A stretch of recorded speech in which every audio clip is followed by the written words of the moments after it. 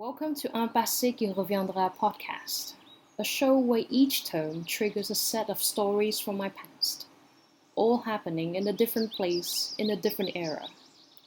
If you are familiar with Marcel Proust's À la recherche du temps perdu and the concept of reminiscence through sound, taste, and smell, you're in for an adventure with me.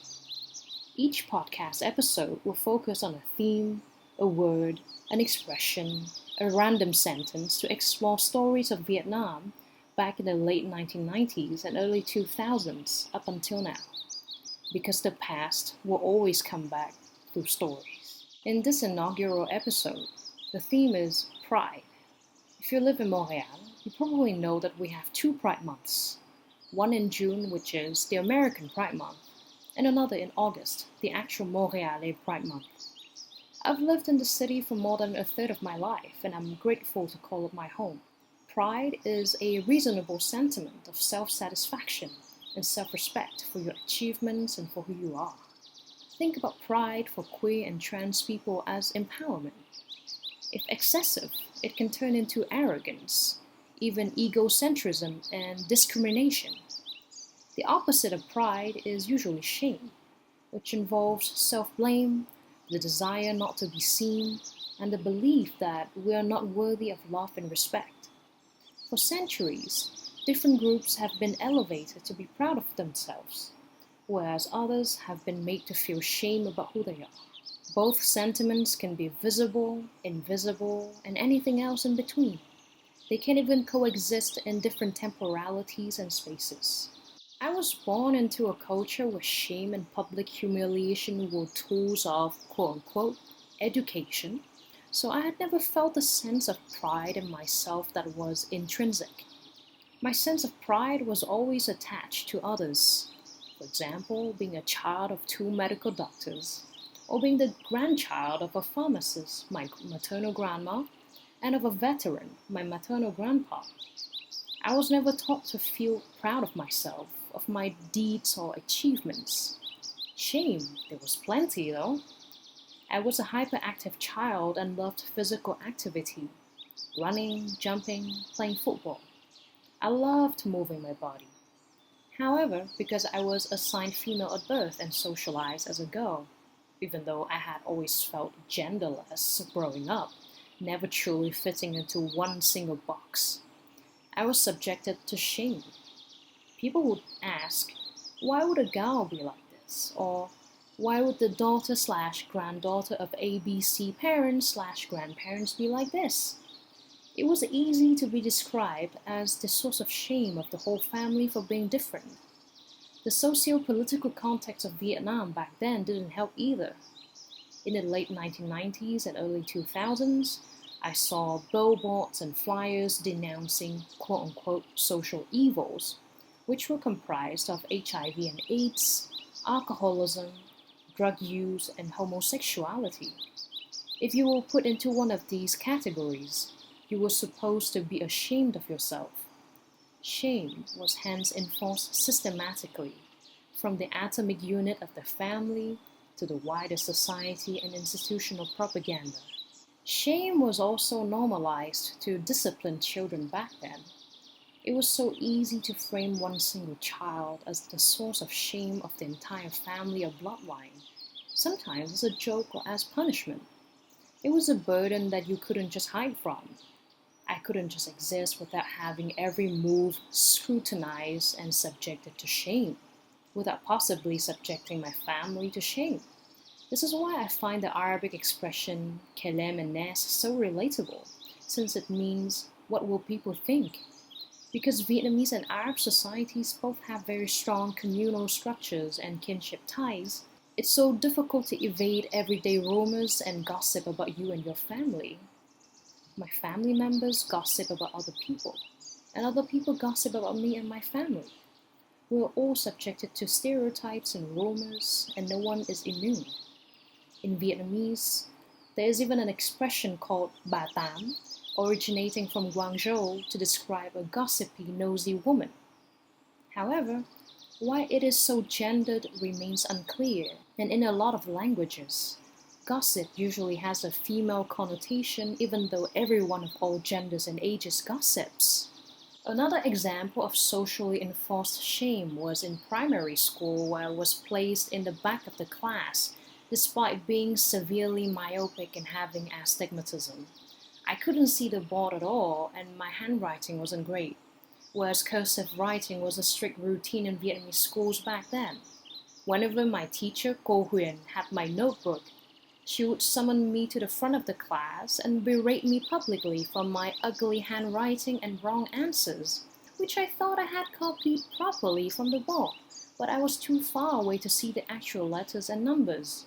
On her bad days, Cô Huyền would pull out a massive wooden ruler and hit my right palm or tear apart wrongly copied pages of my notebook in front of my classmates.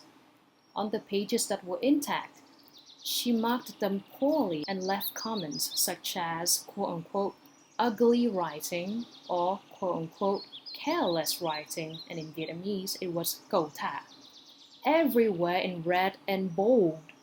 My grades suffered as a result of my teacher being ignorant of my eyesight, and my parents were not happy at all.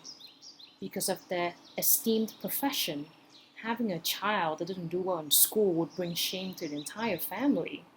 So, to save face, they moved me to another school, a semi-private school with a school bus system, hoping that I would do better. Well, in fact, I didn't do better at all in school. The only subjects I enjoyed learning and studying were French, geography, and biology. Those were not the subjects in which my parents wanted me to succeed mainly. It was supposed to be maths, which I struggled miserably with it. I remember receiving beatings with a massive aluminum ruler on my right palm from my teacher in front of everyone for having provided wrong answers to homework questions on percentages and fractions. Thank you, Cô Ngân, back then. It was the name of my teacher. No wonder why I had learned to hate maths with a passion later in life. My parents saw my bad grades in maths and punished me weekly with extra homework, physical violence, and verbal threats. They hid my glasses away as punishment once, and I couldn't see anything, so I couldn't even do my homework. They beat me with these plastic clothes hangers with sharp edges whenever I failed to give a correct answer. They also threatened to, quote-unquote, return me to the place where they had found me on the street. And if you're Vietnamese or Asian, you know what this place is. It's the dumpster! If I didn't finish the multiplication homework error-free by 9 p.m., the windows in my room were wide open, and the whole alleyway could hear my parents yelling and me crying almost every evening. The neighbors all knew I was a source of shame for my parents for failing maths. Shame also manifested differently in my childhood. Sometimes it was under the guise of confusion or childhood innocence or jokes. Like I said earlier, I had always felt different as a kid, but I didn't have the concepts or the framework to evoke what was exactly different about me. I just felt a deep sense of estrangement from other kids my age, as if I had just fallen from the sky or something, like an alien. For example, one day in kindergarten, when my dad finally picked me up, one of my teachers said, "Các cụ nặng nhầm," while laughing about my hyperactivity and different personality. This expression means that even though I was supposed to conform into feminine gender expectations, I was actually deviating from them. And this was probably the first instance of people noticing my gender variance and transness, even though back then I just didn't understand what it meant. Sometimes I would get called a he or a boy, and that felt oddly satisfying. I didn't bat an eye, and my family members didn't even bother correcting the person who said that. Instead, they just smiled. There was some kind of ambivalent or veiled shame or confusion or amusement maybe? I don't know.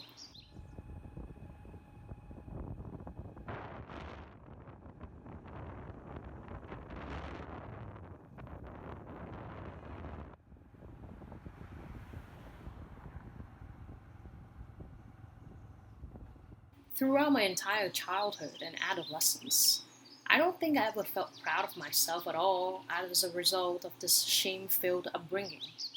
I mostly felt different and like a failure because of my particular hyper-focus on the things that I enjoyed. I did the opposite of what was expected of me by my parents and teachers. I loved languages and biology. I still do. I loved playing football with the boys, a bit less now. Maybe I was one of the boys back then. I still sucked at maths, and secondary school was hell. My head teacher at the Vietnamese secondary school had several private conversations with me about my failing grades, except for biology and French, my passion for football during recess, and my bangs hiding my face. Well, football was one of the rare things that kept me sane, and my bangs shielded me from being seen by others. Next, I moved to France when I was 12, and the racism and loneliness broke me. The only thing that gave me a sense of hope was the numerous Avril Lavigne fan groups on Facebook that allowed me to make friends with people from all over the world. But it was not okay for a kid to have an idol and be so obsessed with music. Then, after the suicidal thoughts and failing grades in French literature, I came back to Vietnam and went to the Lycée Français in Hanoi. I started having behavioral issues and hated everyone. Moody teenager, you might think, but I was a product of my environment with a decade of shame and unprocessed trauma with no outlet to express to. I became the thing that everyone was subjecting me to, a big shame, une grosse honte. I was burning inside without any way of knowing what was wrong with me. The Avril Lavigne fan groups and Tumblr helped me escape what I was going through. I finally had words to describe my identity. I found out I wasn't alone with these thoughts and questions about myself. However, I had never met anyone like me. Queer people, queer Vietnamese people, trans Vietnamese people. I didn't know where to look because I was still a minor, and anything LGBTQ+ back then was deemed adult stuff. There were no resources, no information, no knowledge in my language. It was viscerally lonely and isolating. I had to learn everything in other people's languages from continents and oceans away. It was validating, but the validation came from elsewhere and not from within my culture. And the shame was still there. How are we so behind these countries? Is there anything queer at all about Vietnamese culture and history? I couldn't even describe myself in my own mother tongue. I went to Pride for the first time at barely 17 years old. On Facebook, I had heard the Hanoi Pride March was taking place in 2014, and the organizers were looking for volunteers. So I signed up and became a march guide to keep participants on track and safe. During the march, I befriended an Australian English teacher who was really friendly towards me. We chatted a little bit about her job and life in Vietnam and my role at the event and everything else. Eventually, she decided to pull back once she learned I was a minor. In that moment, I was sad and disappointed, but then it occurred to me that somehow my Tumblr learning became my reality. Everything I had learned about queer sex ed, consent, boundaries, age gap, statutory rape, suddenly happened in front of me. The teacher was a decent person despite a hint of mutual interest, and I was kept safe by those around me at Pride. There were so many people being so proud of themselves here, so many people just living their truth, even if it's just for a few hours. Pride makes us feel safe. Pride teaches us to take care of one another. Pride encourages us to fight for so many others who are not as privileged as we are. Us who can celebrate openly for so many others who cannot say they are proud of themselves yet. Because we are fighting from the foundations of our past in the present to build a better future for all of us. While I'll no longer feel like I belong in my homeland, which is a topic I will explore in the future, I'm happy for queer and trans Viets nowadays. Mentalities have evolved and people have started to find pride from within our culture and history and archives in ourselves. People can form groups and communities, share resources and support each other. There are even examples of queerness within Vietnamese culture, such as the practice of đạo mẫu, to which I dedicated a video many years prior, And I might do a follow-up on it. There's strength from within, and we have to be brave to unveil it.